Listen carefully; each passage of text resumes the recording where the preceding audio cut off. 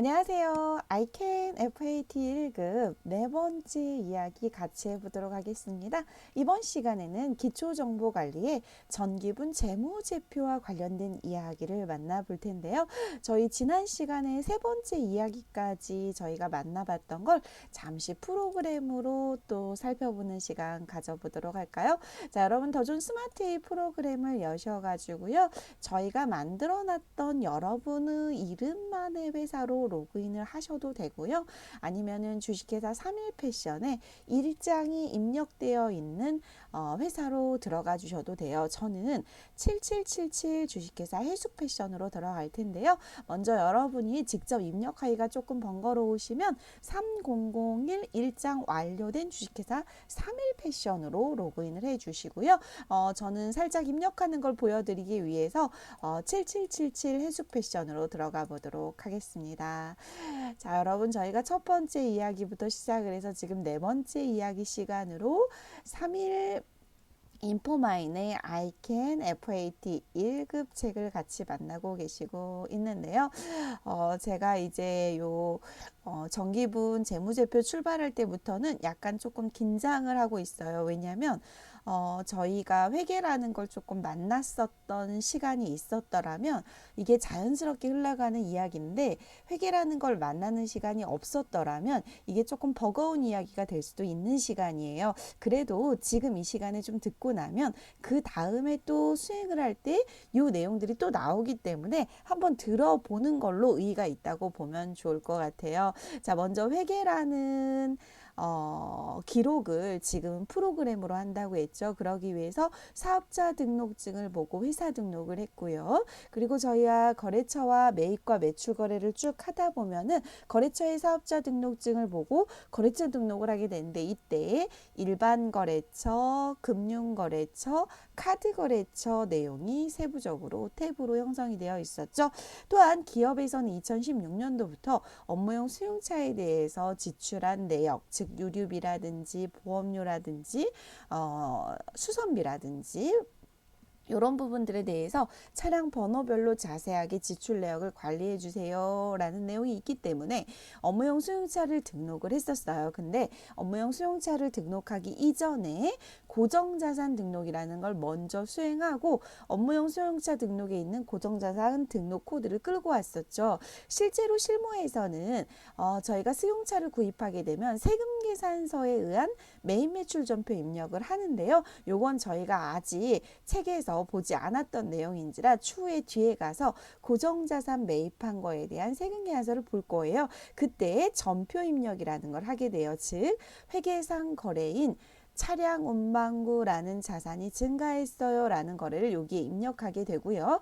그 내용이 차량 운반구라고 해서 계속적으로 관리되는 유형자산이기 때문에 고정자산 등록이라는 걸 하게 돼요. 이 등록된 고정자산이 업무용 수용차이기 때문에 업무용 수용차 등록을 통해서 관리가 된다. 자, 업무용 수용차 등록을 하고 나서 저희가 계정 과목 및 적용 등록에 가서 101번부터 999번까지 더존 스마트 A 프로그램에 쭉 들어와 있는 계정 과목을 봤고요. 저희가 협회비라는 걸 추가로 등록하고 전도그림이라는 걸 빨간색 뭐죠? 빨간색 바꿀 때 뭐죠? 컨트롤 F1을 눌러가지고 저희가 소액현금으로 바꿔봤고요.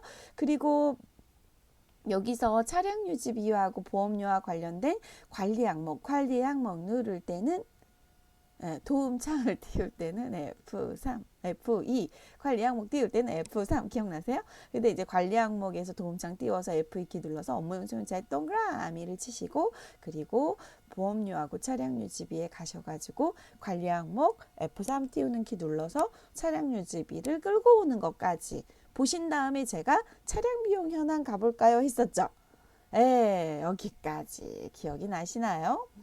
꽤 많은 걸 그래도 하고 왔어요. 자, 이제 저희가 요 전기분 재무상태표하고 전기분 손익계산서 이야기를 출발을 좀 해볼 건데요. 먼저 여러분 저희가 요걸 출발하기 전에 어떤 이야기를 좀 해봐야 되냐면 실제로 기업에서는 요 일반 전표 입력과 매입 매출 전표 입력을 통해서 회계 처리를 쭉 하게 돼요. 그러면 결산이라는 작업을 통해서 보고서가 나오게 되는데 그 보고서의 대표 주자가 재무상태표와 손익계산서예요. 네. 그래서 여러분이 이제 이번 시간에는 정기분 재무상태표와 정기분 손익계산서 이야기를 해볼 텐데요. 먼저 여러분 저희 교재에 수록되어 있는 재무상태표를 잠깐 한번 열어놨어요. 여기서 이제 잠깐 이야기를 좀 나누고 요거를 요 프로그램 속에 넣어야 되는데요. 요 재무상태표가 누구니? 라는 걸 먼저 이야기를 나눈 다음에 재무상태표를 전기분 걸 왜 여기다 넣니? 여기까지 가시면 되고요. 손익계산서가 누구니? 라는 이야기를 나눈 다음에 손익계산서의 내용을 전기분 손익계산서 매뉴얼에 왜 넣니? 요거를 좀 이해하시면 돼요. 먼저 전기분 재무상태표를 열어볼 텐데요. 지금 저희가 보고 있는 저희의 교재 154페이지에 있는 이 재무상태표를 저희 스마트웨이 프로그램에 여기다가 넣을 거예요. 넣을 텐데 여기에 넣을 때 여러분 오른쪽을 한번 볼까요? 이게 좀 외워지면 정말 좋은데 실제로 여러분 회계라는 아이는요. 제가 잠시 이제 판서를 조금 해볼게요. 회계라는 아이는 원래 기록이라는 걸 하게 되면 어떻게 출발을 하게 되냐면요. 여러분 저희가 제가 따로 기록을 좀 해드릴게요. 실제로 이제 저희가 이 이야기를 다룰 때는 회계학적으로 이야기를 조금 나눠야 될 게 거래의 기록을 어떻게 하느냐라는 게 있는데 그건 이제 뒤에 가서 저희가 배울 거기 때문에 이 시간에는 전기분 재무상태표와 손익계산서에 연결된 이야기만 조금 해보도록 할게요. 실제로 여러분 저희가 회계상 거래가 이루어지잖아요. 그러면 기록이라는 행위를 하기 위해서 여러 가지 항목들로 구분을 하고 있는데 왜 세상에 태어나면 아이가 남아 여아 이렇게 나눠지죠. 불변의 진리죠. 그래 이거처럼 회계라는 것도 기록이라는 행위를 하게 될 때는 여러분 회계로 태어나면 그러니까 즉 회계로 기록해야 되면 5가지예요. 자산, 부채, 자본, 수익, 비용 이렇게 5가지예요. 그래서 여러분이 이 기록이라는 걸 뒤에 가서 저하고 배우실 건데요. 그 기록이라는 거를 배우실 때 이 너는 그러니까 세상에 태어나서 아이가 응애응애 울면 너는 남자아이야 너는 여자아이야 이런 것처럼 회계라는 걸 기록을 할 때 회계적인 현상을 쳐다봤을 때 너는 자산이야 너는 부채야 너는 자본이야 너는 수익이야 너는 비용이야 이렇게 구분할 수 있는 걸 배우게 돼요. 여러분 그때 이제 이렇게 구분을 했을 때요 실제로 여러분이 자산, 부채, 자본, 수익, 비용 이렇게 나눌 때 이 나누는 건 나중에 배우기로 하시고 우선 자산, 부채, 자본이야 라고 하는 아이와 수익, 비용이야 라고 하는 아이가 보고되는 보고서가 위치가 달라요. 그래서 여러분 그 위치만 지금은 좀 외우고 가자고요. 자산, 부채, 자본을 가지고 가는 아이는 재무상태표라는 보고서고요. 수익과 비용을 가져가는 아이는 손익계산서라는 보고서예요. 그래서 저희가 우선은 회계 공부할 땐 제가 인내를 가지고 좀 가자 그랬죠. 나는 자산, 부채, 자본이 너무 궁금해. 수익과 비용이 너무 궁금해. 자, 곧 저희가 전기분과 자료를 마무리하고 나면 저희 책 이야기 읽어나가는 시간 중에서 요 왼쪽 거 좀 마무리하고 나면 요 일반 전표 입력을 갈 거예요. 여기 정말 일반 전표 입력과 메인 매출 전표 입력이 저희한테는 핵심인데요. 요때 제가 아주 자세히 말씀을 드릴 거니까 잠깐 여기서는 김혜숙이 믿으시고 자산, 부채, 자본은 재무상태표가 가져간대. 수익과 비용은 손익계산서가 가져간대. 요 정도만 가지고 가자고요. 그래서 기록하는 건 나중에 요거 회계 기록은 나중에 첫 술에 배부를 수 없다 그랬죠. 제가 나중에 보도록 하고요. 요거는 나중에 제가 이야기를 하는 시간을 가질 거니까 그때 보도록 하고 지금은 재무상태표와 손익계산서 그러다 보니까 여러분이 열어놓은 재무상태표에는요 자산, 부채, 자본의 이야기가 나오고 있는 거고요. 여러분이 여기에다가 지난 시간에 구경하셨던 계정 과목 및 적요 등록에서 자산이라는 계정 과목들 중에서 유동자산과 비유동자산, 부채 중에서 유동부채와 비유동부채, 자본 중에서 자본금부터 기타 포괄손익 이렇게 이제 되어 있는 항목들을 실제로 이제 이렇게 보고서에 써져 있는 내용들을 가지고 직접 입력하시기만 하시면 오른쪽 창에 얘가 유동자산인지 유동부채인지 자기가 스스로 더하기를 해서 합류해서 만나게 돼요. 그래서 이번 시간에는 그냥 요 정도. 재무상태표라는 아이가 있는데 얘는 자산과 부채와 자본을 가지고 있는 보고서라더라 정도 알고 가시면 되겠어요. 자, 그러면 여러분 자산은 쉽게 말씀을 드릴게요. 여러분이 만약에 아파트 한 채가 있어요. 그러면은 여러분 아파트 한 채가 내 거 자산이죠. 그쵸? 네, 여러분의 자산 아파트 한 채가 1억이라고 볼게요. 그런데 국민은행에서 자금 대출을 8천만 원을 받고요. 내가 목돈으로 마련한 2천만 원을 통장에서 적금을 만기가 돼가지고 탈탈탈 털어가지고 2천만 원을 가지고 아파트 1억을 샀어요. 요게 이제 자산부채 자본의 카테고리, 그것만 이해하시면 돼요. 자, 그러면 여러분의 아파트는 1억이에요. 그거 4명이로 돼 있어요. 그러면 자산은 1억인데 1억 이코르 1억은 부채라고 하는 국민은행 빚 8천만 원 플러스 내돈 자본이라고 하는 잠시만요, 여러분. 내돈 자본이라고 하는 2천만 원. 이렇게 하면은 조금 자산 이꼬르 부채 플러스 자본 이해가 가시나요? 네, 그런 형태로 여러분이 이 그림을 이해하시면 돼요. 그래서 실제로 회계를 너무 깊이 있게 생각하지 마세요. 저와 ICAN FAT 1급 교재를 대화하기 시간을 가지고 있잖아요. 저희가 만약에 저하고 자, 여러분 30시간 안에 FAT 1급 자격증 취득합시다. 그러면 제가 이렇게 이야기를 편안하게 말씀을 못 드려요. 자, 여러분 시험에는 이런 게 나오고 있고요. 여기 출제에서 많이 나오고 있으니까 요거는 이런 식으로 입력하면 되고요. 저희가 짧은 시간은 10점 배점에 해당하는 FAT 1급을 합격해야 돼요. 이렇게 저는 여러분의 합격을 위해서 하려고 할 거예요. 그런데 지금 이 시간은 여러분한테 짧은 시간에 자격증을 땁시다 이 이야기가 아니고 ICAN FAT 1급 교재를 통해서 여러분이 회계를 만나셨으면 좋겠어요. 회계를 만나실 때 좀 어렵고 힘들다라고 느끼실지 모르겠지만 그 회계를 만나서 여러분이 조금의 그 물꼬를 트는 느낌? 여러분 미생이라는 거 보셨어요? 장그래 얘가 아마 2016년도 드라마였을 거예요. 한 4, 5년 전의 드라마인데 제가 그 드라마를 너무 감명 깊게 봐서요. 그 책 있죠. 예. 그 미생 만화책을 다 사서 사실 그 만화책을 2번이나 읽었고요. 제가 고등학교 교과서에 이제 회계 쪽 관련된 집필을 했는데 그 집필된 그 시작 면에서는 뭐가 있어야 되냐면 아이들의 학습을 흥미를 끌기 위한 소개라는 글이 있어야 되는데 그때 미생이라는 만화를 토대로 제가 회계를 좀 그려갔었어요. 기회가 되면 제가 그걸 보여드릴게요. 지금 이 시간에는 준비하지 않았는데 갑자기 그 생각이 나네요. 그러면은 이제 그걸 통해서 여러분이 학습 목표를 잡게 되는 그런 걸 그렸는데 제가 이제 그걸 보면서 회계도 조금 저렇게 바둑판처럼 탄탄하게 조금 인내심을 가지고 할 수 있는 그런 게 좀 있었으면 좋겠다라는 생각을 했어요. 여러분 좀 기다리시고 인내하시고 그러면 저희 이야기 마지막 시간에는 요거 참 들어봤더니 회계가 요런 거래? 한번 해봐? 이런 생각이 들 거예요. 저는 회계를 좋아하거든요. 근데 처음부터 좋아한 거 아니에요.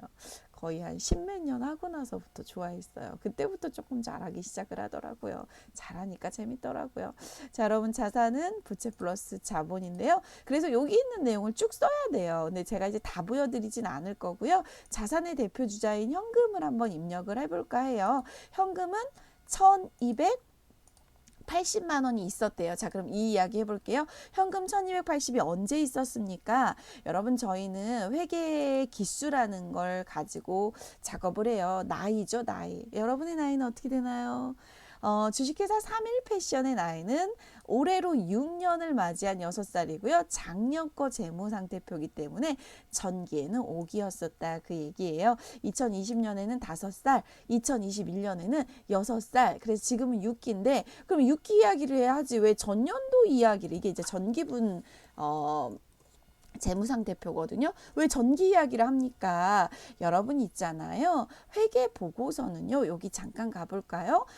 저희가 회계 기준이라는 거에 의해서 회계 처리를 하게 돼요. 그래서 회계 보고서를 보시면 여기 재무상태표라는 보고서가 있는데요. 이 재무상태표를 보시면 이렇게 전기와 단기가 구분해서 비교식으로 공시하게 되어 있어요. 회계 기준에 보시면은 재무제표 작성 표기법에 전기와 단기를 비교해서 비교식 재무제표를 작성하라고 돼 있어요. 그런데 여러분, 저희가 이렇게 생각해 볼까요? 저희 회사는요. 이제 물론 요거는 제가 일기라고 입력을 했기 때문에 요렇게 되었는데 이거 회계 기간 좀 바꿔 볼까요, 여러분? 회계 기간이 바로 바꿔질까요? 저희가 실제로 이제 3일 패션으로 입력하면 6기가 되는데 제가 이 회사를 등록할 때 쉽게 그냥 오픈했어요 라고 보여주면서 1기로 했는데요. 이거를 제가 이제 와서 억지로 6기로 바꿀게요. 안 바뀌네요. 그러면 이제 삭제하고 다시 기술을 바꿔야 되는 건데 감안하고 그냥 들으세요. 실제로 이제 저희 회사 바꿔볼게요. 여기 3일 패션이라는 회사 같은 경우는 여러분이 지금 보고 있는 회사는요.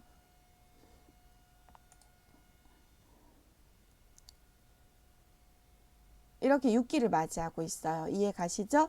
그런데 제가 살짝 맛보기로 7777 연습용으로 좀 보여드리고 있는 거는 편의상 1기로 설정했는데 그때 6기로 했으면 더 좋았겠다라는 생각이 이제 와서 드네요.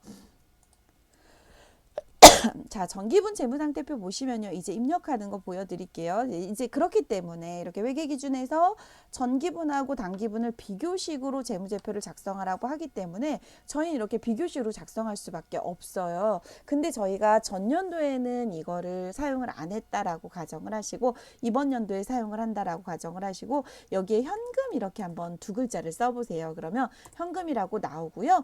이게 전년도에 2020년도 12월 31일 날 현금 잔고가 1280만 원인데 그걸 그대로 다음 연도로 가져가서 장사를 해야 되잖아요. 그러니까 그거 그대로 2월 됐다라는 거예요. 그래서 여기에 1280만 원 이렇게 써주시면 돼요.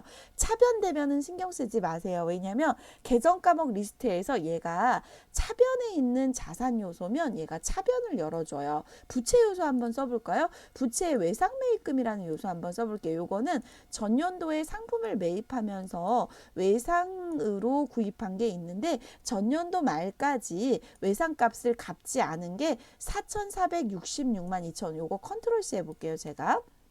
이만큼이 있다는 거예요. 자, 그러면 외상 매입금 제가 한번 써볼게요. 외상이라고 하면 251번이 외상 매입금이죠. 그러면 여러분 이렇게 하면 대변이 열려요. 얘가 부채라는 걸 코드에서 스스로 인식해요. 그래서 프로그램을 사용하는 게 되게 좋은 거예요. 편한 거예요. 자, 그러면 여러분 현금은 일로 들어왔겠죠. 현금은 당좌 자산이거든요. 외상 매입금은 일로 들어왔겠죠. 자, 그 다음에 이제 하나 더 보실 게 뭐냐면 외상 매출금 한번 볼게요. 외상 매출금은 820만 원인데 요건 이제 외상 매입금의 반대말로 요거 컨트롤 C 해볼게요. 전년도에 상품을 팔았는데 외상으로 팔은 것 중에서 전년도 이전에 팔은 거겠죠. 2020년도 12월 31일까지 받지 못한 외상값이 820만 원이 있다는 거예요. 따라서 외상 두 글자 치시고 매출금 이렇게 하시면은 여기에 컨트롤 V 이렇게 가시면은 820 자기가 자산이니까 차변을 열어주는 거예요. 자, 그런데 여러분 여기서 조금 어려운 계정 과목이 있어요. 이 대손충당금이라는 계정 과목은 회계 이론을 좀 공부하신 분들은 조금은 들어보셨을 텐데 이게 처음이면 되게 어려운 계정 과목이에요.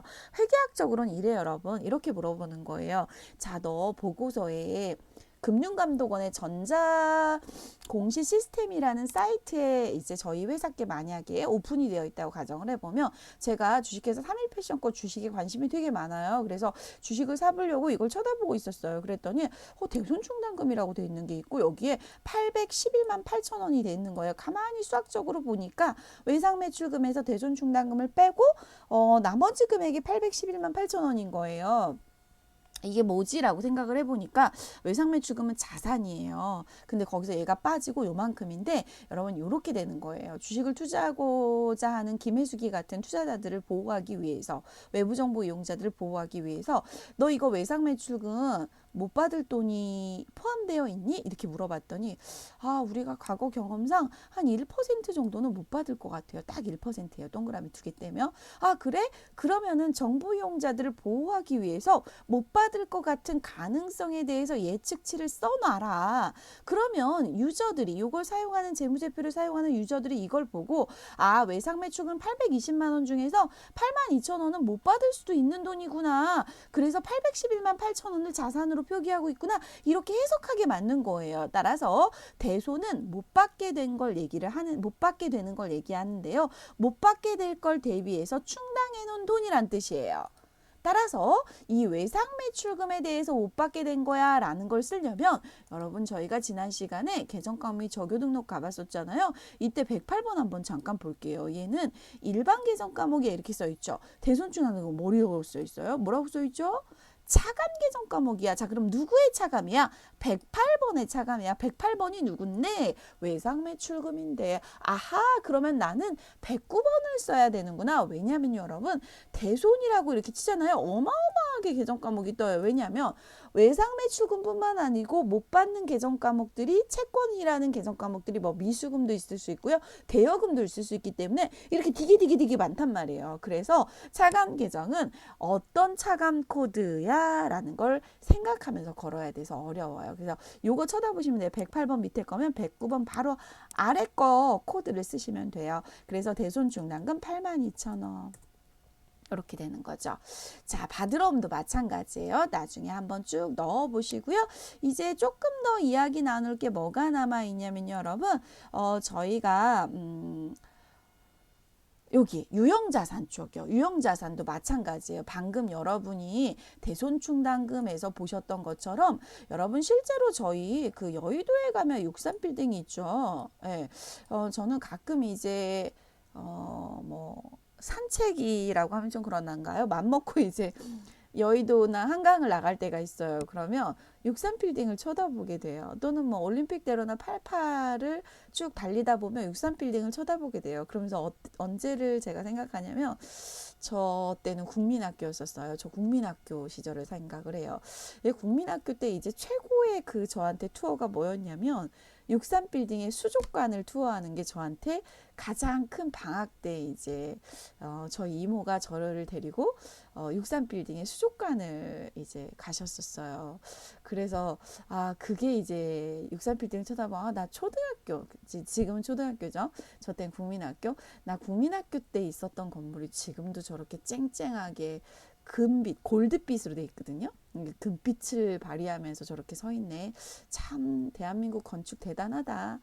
제가 국민학교 때면요. 뭐 8살 때는 1학년이었을 테니까 지금으로부터 거의 뭐 이렇게 하면 나이가 나오네요. 40년 전이에요, 여러분. 네, 그러면 여러분 이게 63빌딩 건물이라고 상상해 볼까요? 이 63빌딩 내 거야? 5천만 원이야? 뭐 5천만 원 비싸죠? 근데 이 5천만 원이 취득원가 정보로 많이 되어 있어요. 저희 나라 이제 유형자산들은. 근데 얘를 쓰고 해서 몇십 년이 지나면 그동안에 이제 취득원가를 비용으로 배분하는 걸 하게 되어 있는데, 그게 이제 감가상각 누계액이라는 이름으로 쌓여 있어요.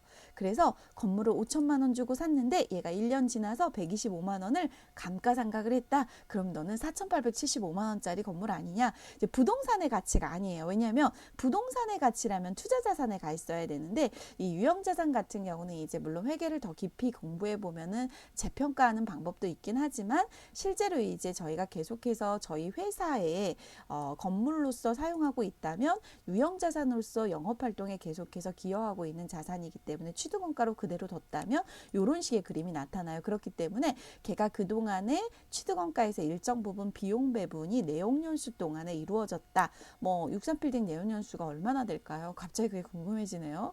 만약에 뭐 앞으로 40년을 더 쓸 수 있다 그럼 80년이 내용연수겠죠.